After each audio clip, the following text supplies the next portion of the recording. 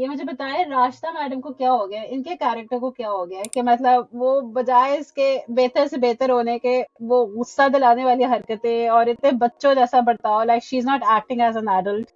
इस तरह से आपके पेरेंट्स आपकी पर्सनल लाइफ में, मैरिटल लाइफ में इन्वॉल्व हो जाते हैं। उनको सही तरीके से किस तरह टैकल करना है without hurting them, without hurting their sentiments. में वो यही है कि यार देखो ड्रामा तो हिट हो गया है, नोट भी बना लिए उसने, पैसे भी बन रहे हैं, एड्स भी मिल रहे हैं, सब कुछ हो रहा है। एट द एंड वो सारा पैसे का चक्कर है बाबू भैया, पैसे का चक्कर है कि जब मर्द मैनिपुलेटिव किस्म का होता है ना, तो वो 100 मैनिपुलेटिव औरतें मरी होती हैं, तो वो एक वैसा मर्द पैदा क्या होता होता है? है। ऐसे ही ऐसी नस्ल का मैनिपुलेटिव मर्द है ना दुनिया में। हाँ, ऑफ द कैमरा एक बात डिस्कस कर रहे थे कि जमा तकसीम पर आपके पास कुछ सवालात हैं। तो क्या सवालात हैं आपके पास जमा तकसीम के बारे नहीं, आई थिंक मुझे तो ये है कि what is happening to the character, रास्ता का कैरेक्टर क्यों है इसमें। मुझे इतना गुस्सा चढ़ता है उसके कैरेक्टर को देख के कि जब आपके पूरे ड्रामा के एक एक कैरेक्टर को कथारसिस हुआ हुआ है और वो एक एक कैरेक्टर जो है ना ग्रो ग्रो होता हुआ दिखाया है फ्रॉम द सास टू। तो जिस ड्रामे पे हम बात करने लगे हैं वो है जमा तकसीम। और महाविश आपके पास कुछ सवालात थे जमा तकसीम को लेकर, तो बराए मेहरबानी अपने विशेष विचारों से हमारे देखने वालों को और मुझे भी महसूस कीजिए। सवाल बिल्कुल Faraz, thank you so much for एक तो passing over the presence to me. But सवाल, एक सवालों का कॉन्टेक्स्ट ये है कि जब से जमा तकसीम स्टार्ट हुआ है, हर एक कैरेक्टर की ग्रोथ दिखाई है, बच्चे से लेके बूढ़े तक, या यानी कि वो शफक, जीशान, सिद्रा, यू नो फिर बड़े आ जाएं, तीनों जो तीनों भाइयों का दिखाया है। उसके बाद फिर सास ससुर, लैला की मदर फादर, एक एक चीज कैरेक्टर में ना ग्रो दिखाई है।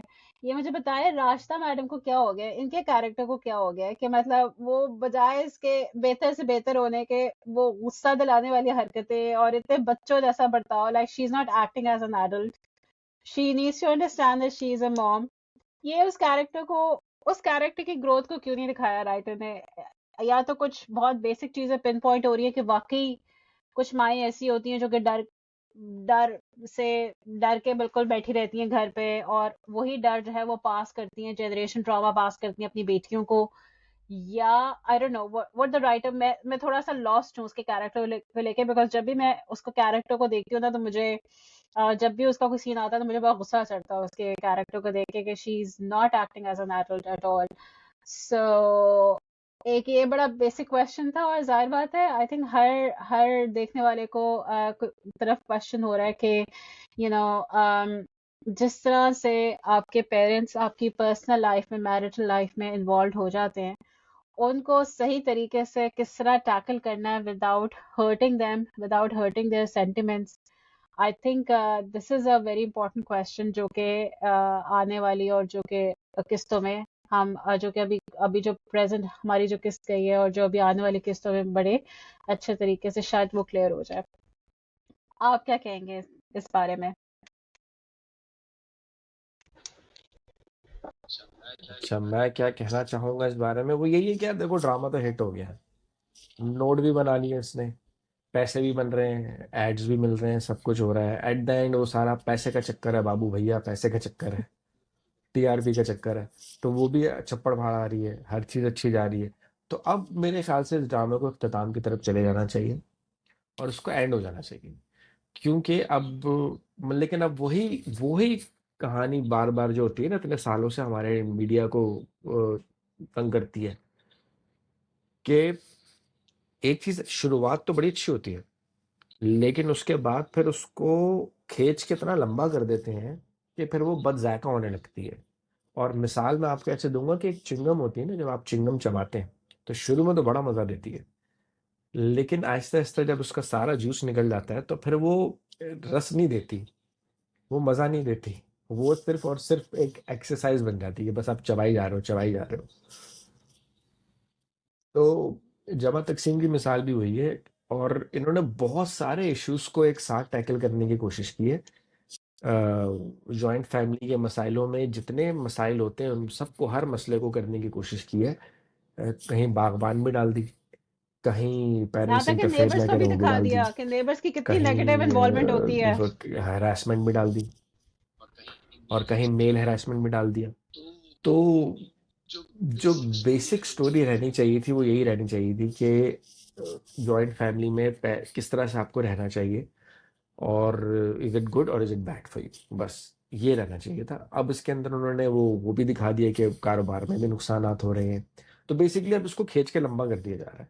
तो जो वो अब जैसे एक छोटी सी चीज थी कि वो उनका बहनोई है, जो होते हैं ना, एक ड्रामा आया था ख्वाजा एंड सन्स, उसके अंदर एक था आफ्टर ऑल मैं दामाद हूँ, तो ये आफ्टर ऑल मैं दामाद हूँ की टाइप की वो लगाई बुझाई ज्यादा कर रहे हैं।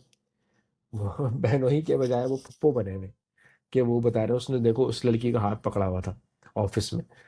तो तो ये है, लेकिन इस इन पिछली दो एक साथ में जो चीज सबसे अच्छी लगी थी ना मुझे, वो लगी थी कि किस तरह से माँ बाप ने अपनी बेटी को एक शटअप कॉल दी थी कि बीबी अपने घर में रहो, हमारे मसलों में नहीं फंसो, और जिस तरह हमारा घर चल रहा है उसको चलने दो, हर बात की जरूरी नहीं है तीली लगाना, जो कि करती हैं खवातीन, जो कि लड़कियां होती हैं ना वो करती हैं ऐसे। वो क्या करती हैं कि वो जब घर से चली जाती हैं तो भी अपनी एक टांग फंसा के रखती हैं कि बस किसी तरह से मेरा जो है ना, मेरा से कम ना हो, मेरी अहमियत कम ना हो मेरे घर में। तो फोमो, वही फेयर ऑफ बात है कि मिसिंग ना, आउट हो वो जाता है। सारी चीज़ों को कवर करने की ज़रूरत नहीं थी। हम्म। हाँ जी, तो हर चीज़ को कवर करने की ज़रूरत नहीं थी, सीधा सीधे चीज़ों को कवर कर लेते। बाकी अब इख्तिताम की तरफ जाना चाहिए। बहुत अच्छा ड्रामा है, बहुत अच्छी अच्छी स्टोरी रही है। लाइक यू सेड, राजता भाभी जो है ना, एक वो इतने यही होता है जब आप इतने सारे मल्टीपल ट्रैक्स ओपन कर लेते हैं, तो फिर आप उनको बंद भी करना होता है आपने उसे, और राजता भाभी का ट्रैक बंद नहीं हो पा रहा। रो ही नहीं हो पा रहा। हर किसी का ट्रैक अपनी ट्रेजेक्टरी पे जा रहा है, राजता भाभी का, हाँ उनका ट्रैक, उनका ना वो इंजन खोल दिया मैकेनिक ने, अब उसको बंद नहीं करना। तो ये है राजदा भाभी का। तो आपके सवाल का ये जवाब था, राजदा भाभी के साथ क्या हो रहा है, राजदा भाभी just lost in amongst all the other characters. क्योंकि अभी आप देखो, अभी सिदरा वाला कैरेक्टर भी दिखा रहे हैं कि सिदरा, बिकॉज वो बेचारी गई थी उस हरासमेंट के थ्रू गई थी, तो अब वो हर एक अच्छी नीयत वाले को भी बुरा समझ रही। अच्छा, वो जिशान का एक अलग एंगल चल रहा है कि जिशान जो है वो नफसियाती होता जा रहा है, सही। फिर वो मतलब वो पूरी बागबानी चल रही है, अवतार बागबान, और कजन बस दिखाया वही है, चल कजन, रही है। एक कजन जो शादी के बच्चों को लिए एहसास हो रहा है कि मैरिज, हम, वो नहीं है, कजन मैरिजेस पे भी दिखा दिया कि जी आपने कजन मैरिजेस नहीं करती है, आके हाँ बीमारियां, एक वो नया टॉपिक खुल रहा है। सो आई थिंक ये टू मेनी कुक्स, हाँ आई थिंक वो वही वाली वो जो है ना, अंग्रेजी में मुहावरा कहते हैं ना, too many cooks spoil the हाँ, broth. Too many cooks spoil the whole pot. Pot, तो आई थिंक वो, हाँ शायद, बस। लेकिन मेरा ख्याल से जिस हिसाब से भी, आई होप कि जिस प्लॉट को भी राइटर ने शुरू किया है उसको उसी तरीके से खत्म करें। लेकिन आई थिंक मुझे जो आप वाला, जो आई थिंक बहनोई वाला पॉइंट है ना, मैं उसके बारे में जब मैं देख रही थी ना, तो मुझे आई जस्ट स्टार्टेड लाफिंग, ठीक है।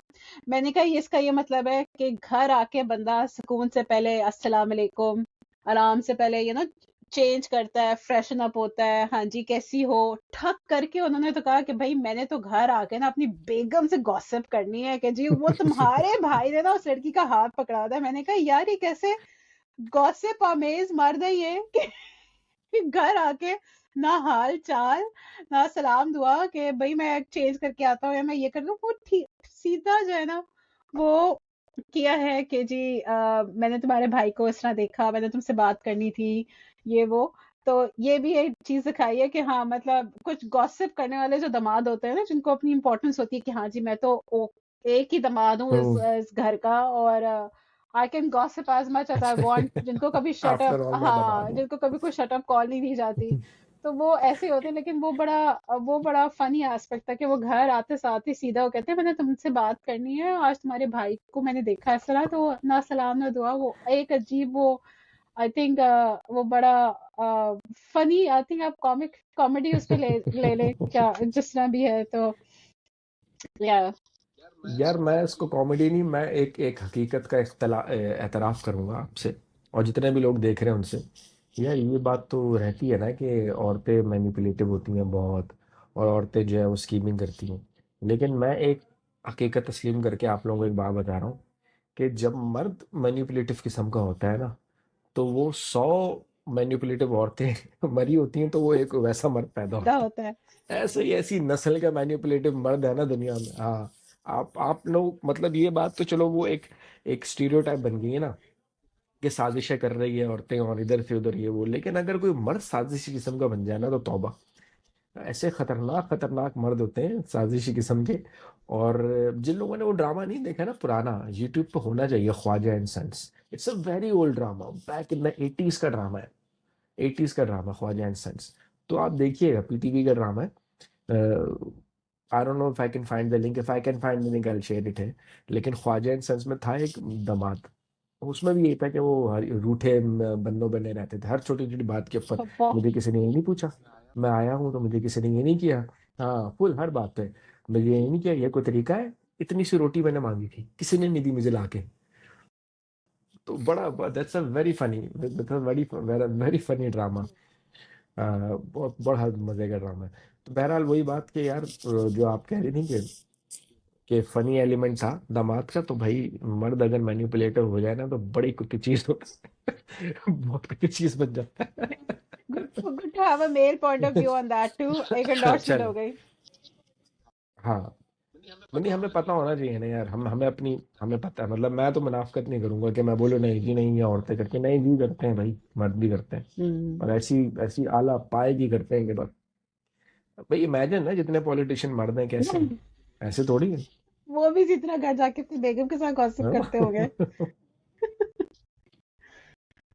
हाँ हाँ, करते होंगे, इसने ये किया उसने वो हाँ किया। नहीं लेकिन आई थिंक बहर क्या, चलो कुछ अब हम बात कर रहे हैं। हाँ जी, हाँ हाँ जी। जी नहीं नहीं बस मैंने वही रैप अप ही करना था कि बेसिकली अपार्ट फ्रॉम जितने प्लॉट्स खुले हुए हैं, जो बड़ी पॉजिटिव बात है हमें उसको भी मेंशन करना चाहिए।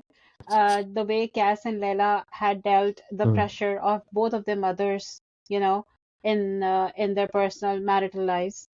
और उस पे लाइक एक वो जो सीन दिखाया कि हमें जो है इस तरह बड़ों की ख्वाहिशात का एहतराम करते हुए आराम से भी उनसे उनको इस बारे में बड़ा आराम से डील करना चाहिए कि वो हर्ट भी ना हो और उनको बात समझ भी आ जाए। I think this is very positive, something that we all should take अगर नोट्स यही ऑफ। रहता ना प्लॉट, हाँ। माविश, अगर यही प्लॉट रहता ना, क्योंकि ये अपने आप में बहुत बड़ा प्लॉट है कि एक वो होता है ना पुराना जमाना, एक नया हम्म जमाना। अब आपने किस, देखो यार, हम अंग्रेजों वाले उसमें तो नहीं है ना माशरे में, जहाँ you say it out loud to your parents, कभी मेरी मर्जी, मैं जो करूँ वो मैं करूँ। हम्म इसको भी हम बदतमीजी समझते हैं, क्योंकि ये डिबेट हमेशा से रही है कि आपने हम्म अपने पेरेंट्स के साथ किस तरह से बात करनी है। हम्म अब माँ बाप सही नहीं होते, हमेशा गलत भी होते हैं, गलतियां भी करते हैं, but how do you prove your point. तो ये ड्रामा अगर उसी पे फोकस करता है ना, to solve these issues, to solve the joint family issues, कि how our daughter in law should be able to solve the issues, hmm staying firm on her ground but hmm saying the right and hmm stating the right things। तो ये अच्छा रहता। हम्म क्योंकि वही example ले लें आप कि अब आप ये देखें कि इतने अरसे से कैस के पेरेंट्स को ईविल दिखाया जा रहा था कि एकदम वो से बुरे उनको। हैं, वो और ये खतरनाक अच्छा हैं, शिफ्ट सख्त हैं। है। लेकिन हाँ। एट द सेम पॉइंट, हाँ नहीं शिफ्ट क्या, आप ये देखो एट द सेम पॉइंट कैस कितना सॉफ्ट स्पोकन, कितना तमीजदार, कितना सुलझा हुआ लड़का दिखा है। तो ये तरबियत भी कैस को उसके माँ बाप ने दी है, हम्म कहीं वो इधर से सीख के नहीं आया। वो इंसिडेंट जहाँ वो अपनी सास से बदतमीजी करता है, तो कैस का बाप उसको सख्ती से बोलता है कि ये तुम जाके माफी मांगो माफी अपनी मांगो। सास से। एग्जैक्टली। फिर जहाँ पे अफेयर का पता चलता है तो रख के एक टमाट पड़ता है उसको, बेचारा। और वो साइड नहीं लेते अपने बिल्कुल नहीं भी। नहीं आई ठीक थिंक है। हाँ, टेकिंग अ औरत वेरी। को दिखाते हैं क्योंकि औरतें होती ऐसी हैं, हाँ कहती नहीं जी मेरे यहाँ बेटे पे हैं। उलट हाँ, दिखाया है। औरतें करती हैं बाप को देखें। यहाँ हाँ, पे उलट तो दिखाया है। सो दैट अगर इस तरह रहता। हम्म हम्म एंड आई थिंक इसमें फराज एक और सही। बड़ा तो आई पॉजिटिव। थिंक जमा तक sim is going very strong. जी हाँ जी। हाँ नहीं नहीं एक और positive just last point about Deepak Parwani. Basically कि उनका भी बड़ा एक अच्छा पॉजिटिव दिखाया है। हर जगह इंटरसेप्शन, एक होता है इंटरवेंशन और एक होता है इंटरसेप्शन के जो बात हो रही है उसका एक अलग पॉइंट ऑफ व्यू दिखाना।